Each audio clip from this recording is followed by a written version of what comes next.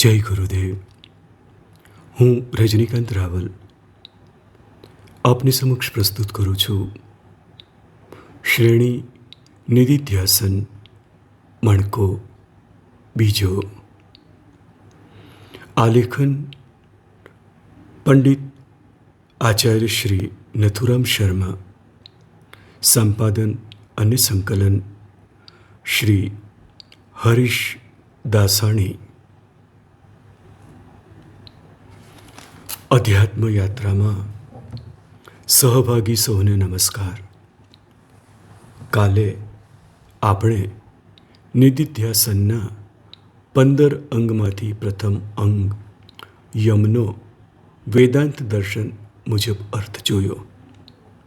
હવે નિયમનું લક્ષણ આચાર્ય શંકરાચાર્યજી કહે છે.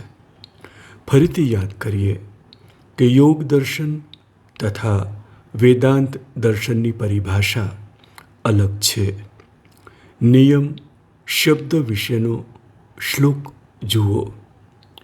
સજાતીય પ્રવાહશ્ચ વિજાતીય તિરસ્કૃતિ નિયમો હિ પરાનંદો નિયમાત ક્રિયતે બુધૈ.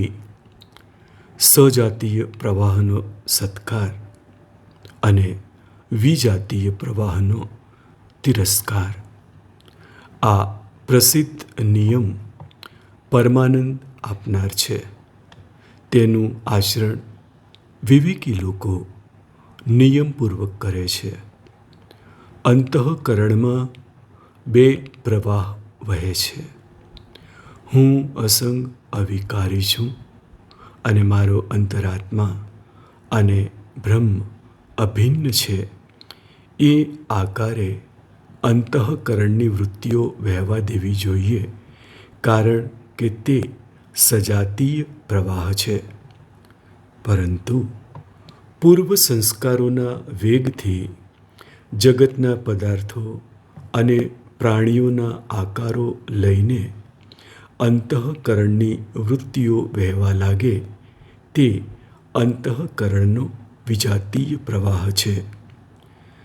કારણ કે જીવાત્માનું તાદાત્મ્ય માત્ર અવિકારી બ્રહ્મ સાથે જ થવું જોઈએ, તો જ તેનો આધ્યાત્મિક વિકાસ થાય.